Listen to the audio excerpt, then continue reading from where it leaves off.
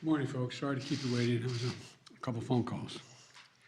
Today, I'm announcing the United States is targeting the main artery of Russia's economy. We're banning all imports of Russian oil and gas and energy. That means Russian oil will no longer be acceptable at U.S. ports, and the American people will deal another powerful blow to Putin's war machine. This is a move that has strong bipartisan support in the Congress and, I believe, in the country. Americans have rallied to support their Ukrainian people and made it clear we will not be part of subsidizing Putin's war.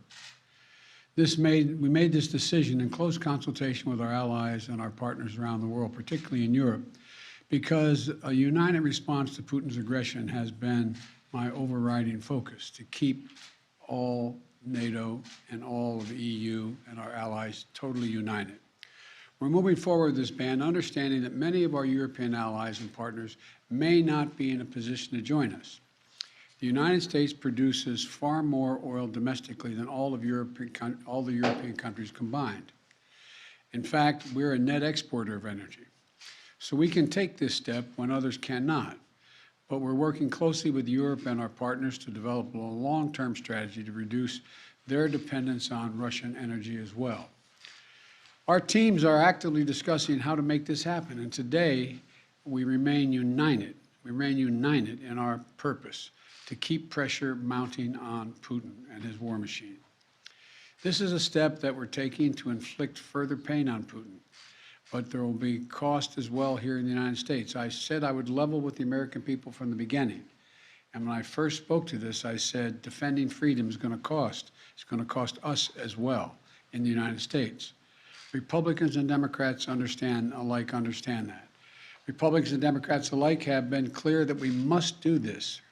Over the last week, I've spoken with President Zelensky several times to hear from him about the situation on the ground and to consult and continue to consult with our European allies and about U.S. support for Ukraine and the Ukrainian people.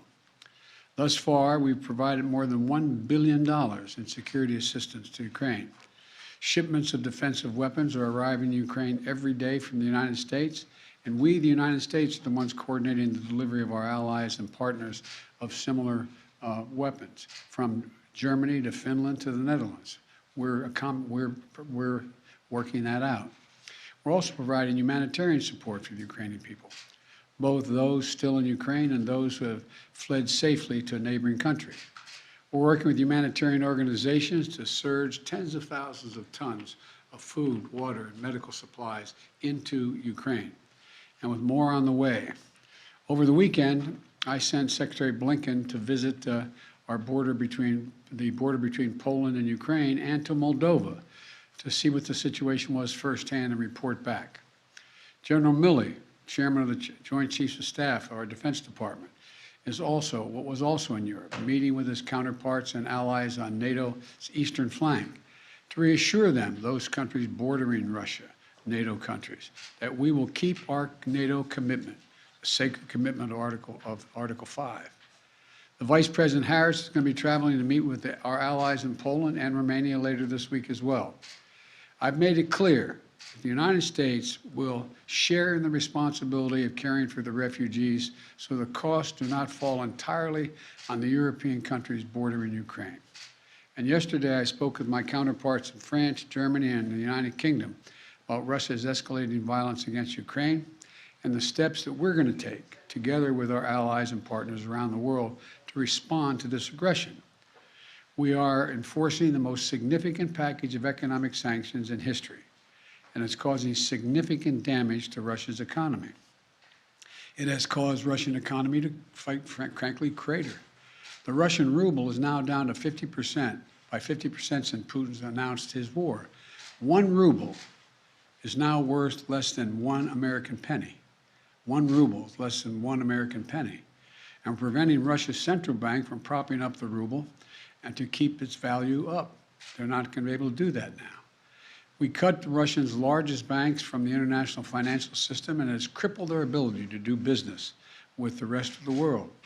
In addition, we're choking off Russia's access to technology like semiconductors and sap its economic strength and weaken its military for years to come. Major companies are pulling out of Russia entirely without even being asked, not by us. Over the weekend, Visa, MasterCard, American Express, they all suspended their services in Russia, all of them, joining a growing list of American and global companies from Ford to Nike to Apple. They've suspended their operations in Russia. The U.S. Stock Exchange has halted trading of many Russian securities. And the private sector is united against Russia's vicious war of choice. The U.S. Department of Justice has assembled a dedicated task force to go after the crimes of Russian oligarchs. And we're joining with our European allies to find and seize their yachts, their luxury apartments, their private jets, and all their ill-begotten gains to make sure that they share in the pain of Putin's war. These, by the way, are giant yachts. You've put some of them in your press. I mean, some of them are, I think I read one was over 400 feet long. I mean, this is worth hundreds of millions of dollars. The decision today is not without cost here at home. Putin's war is already hurting American families at the gas pump. Since Putin began his military buildup on Ukrainian borders, just since then, the price of the gas at the pump in America went up 75 cents. And with this action, it's going to go up further. I'm going to do everything I can to minimize Putin's price hike here at home. In coordination with our partners, we've already announced that we're releasing 60 million barrels of oil from our joint oil reserves. Half of that, 30 million, is coming from the United States. And we're taking steps to ensure the reliable supply of global energy. We're also going to keep working with every tool at our disposal to protect American families and businesses. Now, let me say this. To the oil and gas companies and to the finance firms that back them, we understand Putin's war against the people of Ukraine is causing prices to rise. We get that. That's self-evident. But, it's no excuse to exercise excessive price increases or padding profits or any kind of effort to exploit this situation or American consumers, exploit them. Russia's aggression is costing us all. And it's no time for profiteering or price gouging. I want to be clear about what we'll not tolerate. But I also want to acknowledge those firms and oil and gas industries that are pulling out of Russia and joining other businesses that are leading by example.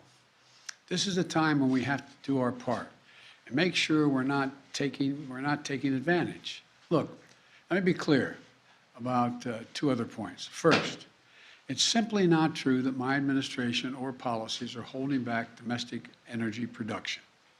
That's simply not true. Even amid the pandemic, companies in the United States pumped more oil during my first year in office than they did during my predecessor's first year. We're approaching a record levels of oil and gas production in the United States, and we're on track to set a record of oil production next year. In the United States, 90% of onshore oil production takes place on land that isn't owned by the federal government. And of the remaining 10% that occurs on federal land, the oil and gas industry has millions of acres leased. They have 9,000 permits to drill now. They could be drilling right now, yesterday, last week, last year. They have 9,000 to drill onshore that are already approved. So let me be clear. They are not using them for production now. That's their decision. These are the facts. We should be honest about the facts. Second, this crisis is a stark reminder to protect our economy over the long term, we need to become energy independent. I've had numerous conversations over the last 3 months with our European friends of how they have to wean themselves off of Russian oil. It's just not tenable. It should motivate us to accelerate the transition to clean energy. This is a perspective that our European allies share, and the future where together we can achieve greater independence. Loosening environmental regulations or pulling back clean energy investment will not lower energy prices for families. But transforming our economy to run on electric vehicles powered by clean energy with tax credits to help American families winterize their homes and use less energy, that will help. And if we do what we can, it will mean that no one has to worry about the price of the gas pump in the future. That'll mean tyrants like Putin won't be able to use fossil fuels as weapons against other nations. And it will make America a world leader, manufacturing and exporting clean energy technologies of the future to countries all around the world. This is the goal we should be racing toward. Over the last 2 weeks, the Ukrainian people have inspired the world, and I mean that in a literal sense. They've inspired the world with their bravery, their patriotism, their defiant determination to live free. Putin's war has caused enormous suffering and needless loss of life of women, children, everyone in Ukraine. Both Ukraine and, I might add, Russians. Ukrainian leaders, as well as leaders around the world, have repeatedly called for a ceasefire, for humanitarian relief, for real diplomacy. But Putin seems determined to continue on his murderous path, no matter the cost. Putin's now targeting cities and has been targeting cities and civilians, schools, hospitals, apartment buildings. Last week, he attacked the largest nuclear power plant in Europe with an apparent disregard for the potential of triggering a nuclear meltdown. He has already turned 2 million Ukrainians into refugees. Russia may continue to grind out its advance at a horrible price, but this much is already clear. Ukraine will never be a victory for Putin. Putin may be able to take a city, but he'll never be able to hold the country. And if we do not respond to Putin's assault on global peace and stability today, the cost of freedom and to the American people will be even greater tomorrow. So we're going to continue to support the brave Ukrainian people as they fight for their country. And I call on Congress to pass the $12 billion Ukraine assistance package that I have asked them for of late.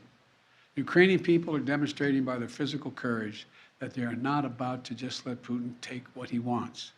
That's clear. They'll defend their freedom, their democracy, their lives. And we're going to keep providing security assistance, economic assistance, and humanitarian assistance. We're going to support them against tyranny, oppression, violent acts of subjugation. People everywhere, and I think it's maybe even surprised some of you all, people everywhere are speaking up for freedom. And when the history of this war is written, Putin's war on Ukraine will have left Russia weaker and the rest of the world stronger. May God bless all those heroes in Ukraine. And now I'm off to Texas. Thank you very, very much. I know there's a lot of questions. I know there's a lot of questions, but there's a lot more that has to be made clear, and I'm going to hold on that until we get more information. Thank you. Appreciate it.